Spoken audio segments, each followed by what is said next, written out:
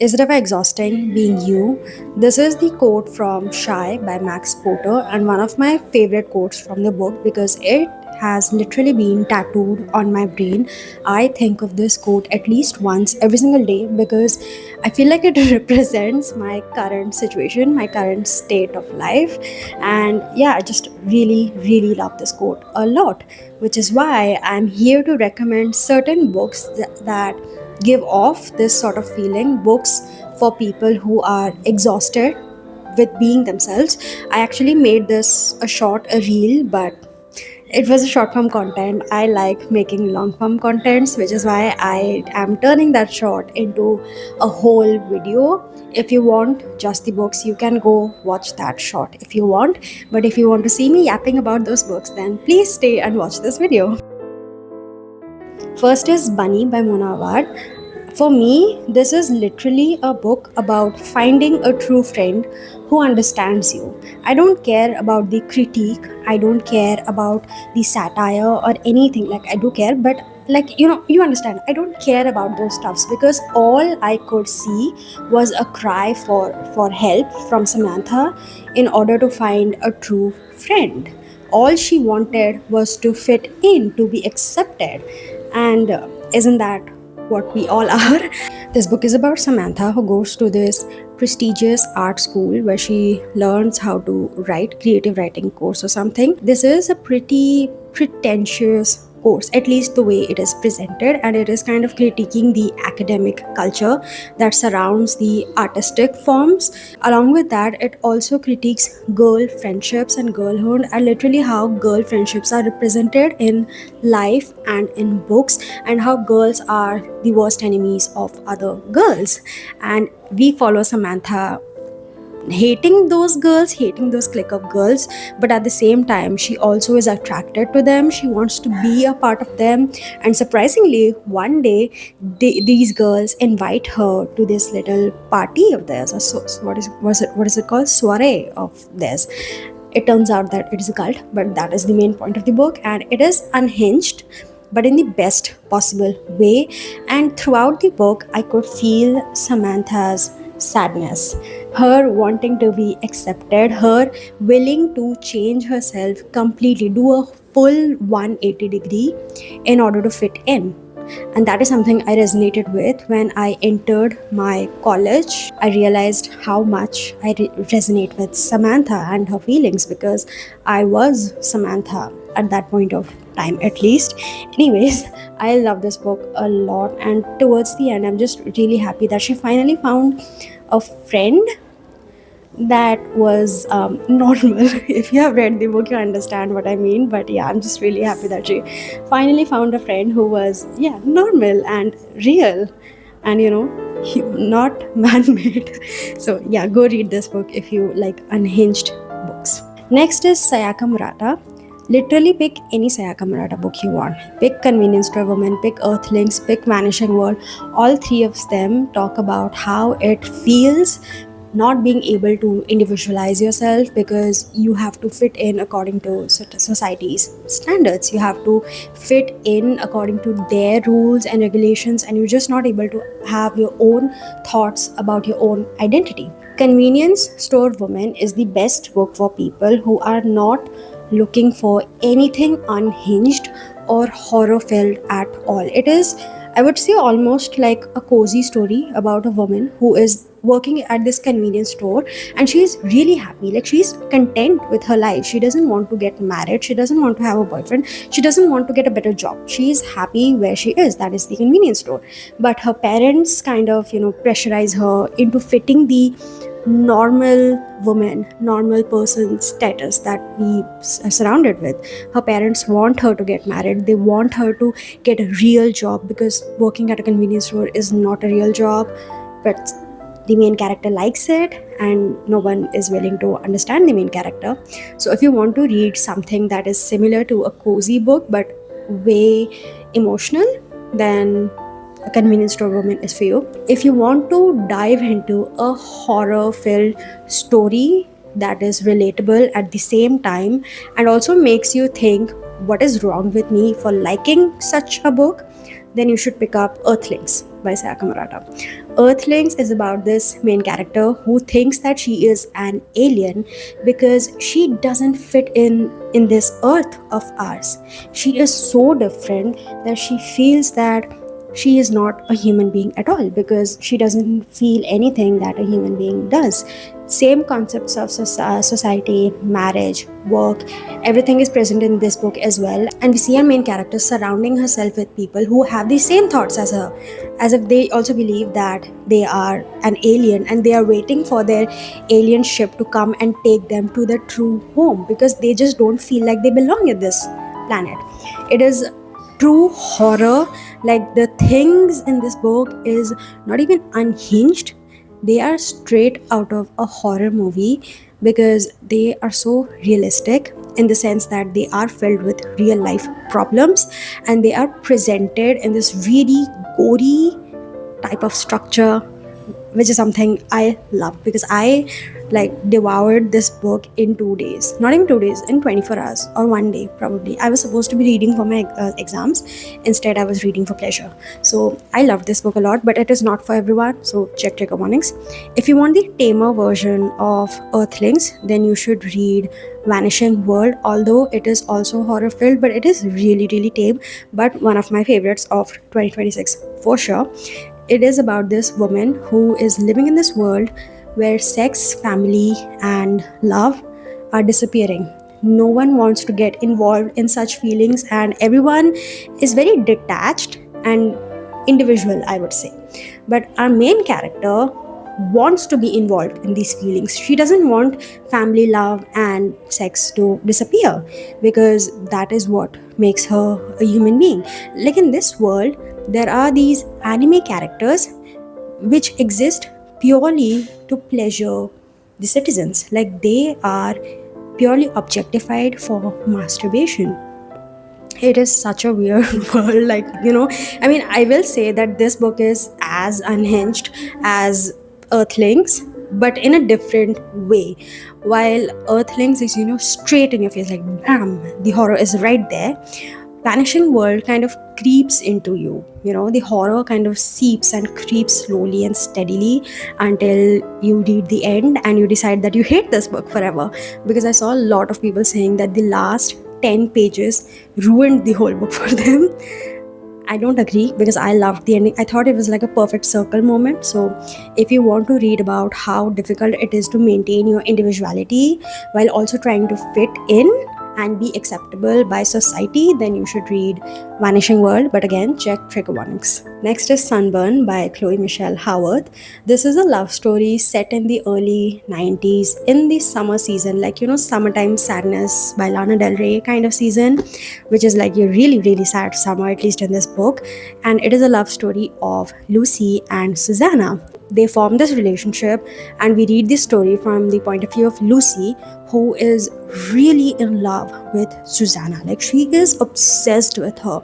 Every single part of her life is occupied by the thoughts of Susanna, but she is hiding it because she doesn't want to accept this side of her, or she doesn't want to present this side of her to her friends and family because she knows that she won't be accepted, and she is so scared by the rejection that she would face if she came out to her friends and family, that she is willing to like sabotage her relationship with Susanna. This is the kind of love story I love. I made a whole video talking about books like these, talking about realistic romance stories, and I just loved reading about Lucy battling with her identity, coming to terms with it, and also facing the sadness of not being able to portray this identity to the world. The hurt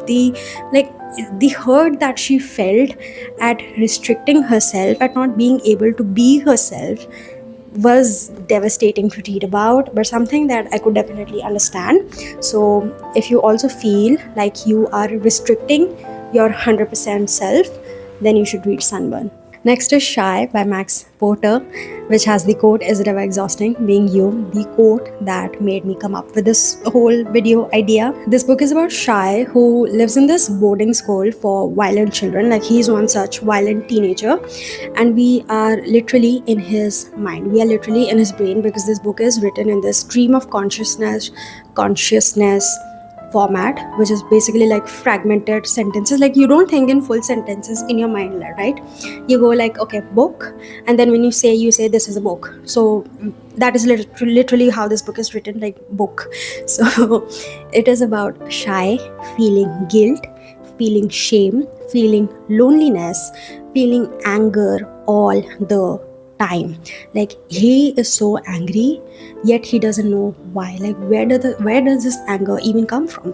And we are like, us human beings are so similar, because we are also mad at every single thing, every single time, but we don't know where this anger comes from. And it felt really good, kind of comforting as well, to know that, okay, I'm not the only one who is so angry all the time for no reason. But it also felt good being inside Shy's mind and learning why he is the way he is. So it felt kind of good reading this book. And also, is it ever exhausting being you? Then this book is for you. Next is the 10,000 Hours of January. This is about a main character who has this reddish brown skin. Like, she's the only one who has such a dark skin color, and living in a world with light skinned people, I guess, like white people, I guess. And she, obviously, because of her skin color, she is often isolated and also looked down upon because she has this dark skin color. And she is adopted by this wealthy man who is basically like a teacher yet father figure for her. Throughout the book, we see her dealing with racism and also facing things just because she's a woman. Like, she was expressing anger in one scene, and her master, father figure, whatever, thought that she was being hysterical and got her admitted in a mental institution. Absurd, I know, but that is what it is. So she has always, like all her life, she has felt as if she does not belong in this world, in this earth.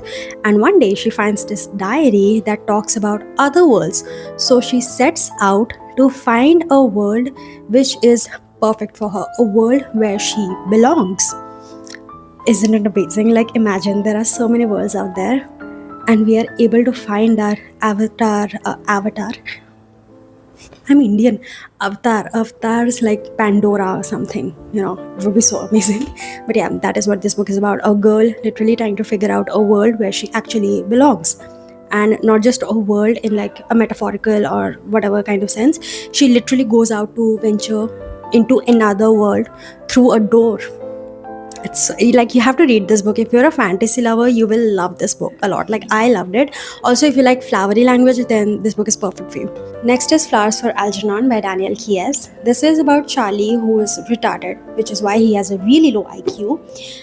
And people around him always tease him, they make fun of him, they bully him because of his condition. And the one thing that he always wanted was to be a part of people who he considered to be smart. He wanted to fit in. He wanted to also laugh at the same things, joke around, understand the same things that the smart people understood, which is why he decides to undergo this operation, which would increase his IQ. And his IQ does increase because he starts to see the world for what it truly is. He sees how vicious the world is. Like, at one point, he sees that the world is not like the friends that he considered to be friends were not actually laughing with him, but they were laughing at him. He sees what other people truly thought of him, how people were bullying him. It poses a question like, if you knew what the world truly was, if you have experienced all the horrendous things that the world would present to you, would you still want to be a part of it? Or would you want to put on your rose-colored glasses and just believe that, such world doesn't exist and everything is pink? It's a really sad book. It's a really sad book. And if you have ever felt out of place or alone, or if you have ever felt that you just don't get understood enough, this book is for you. Next is Woman Eating by Claire Kohda. This is about a vampire who has moved to this new place, new city, new apartment, and now has to find sustenance because she obviously has blood for food, and she has to acquire the blood herself because before she used to live with her mother and her mother used to arrange food for her.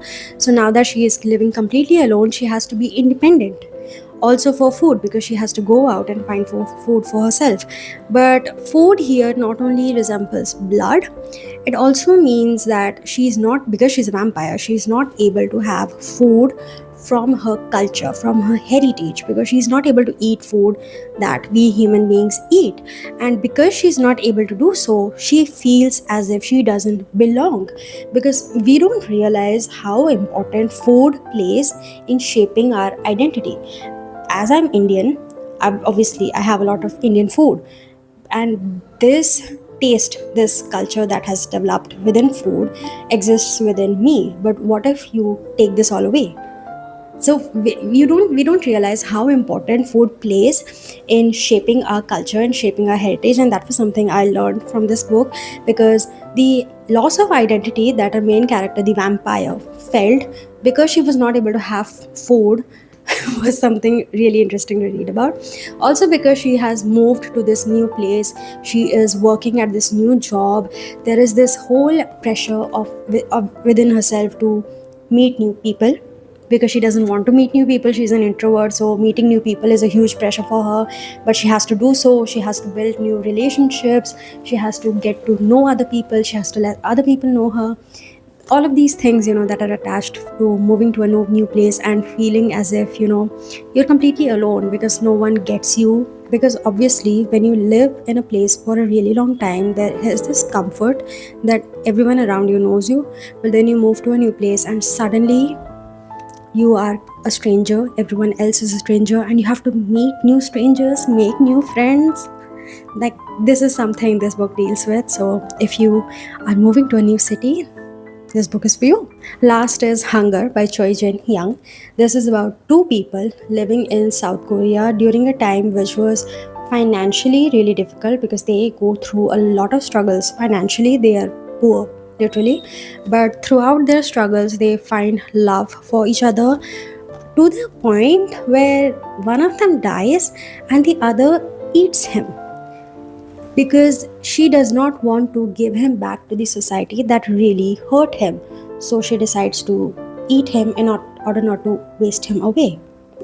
This is a really interesting love story, and also talks about two characters who always feel out of place, but because they have each other, they are able to survive and move forward, because they always feel like the other person is like this ray of sunshine in this gloomy sky. So these are the books that I came up with this book recommendation prompt. I hope you liked them. I hope you found a book for yourself. And books are your best friends if you find the right book for you. If you are exhausted being yourself, I hope you get to read a really good book that would not make you exhausted, that would bring a smile to your face. I hope you like this video. Thank you so much for watching. Bye.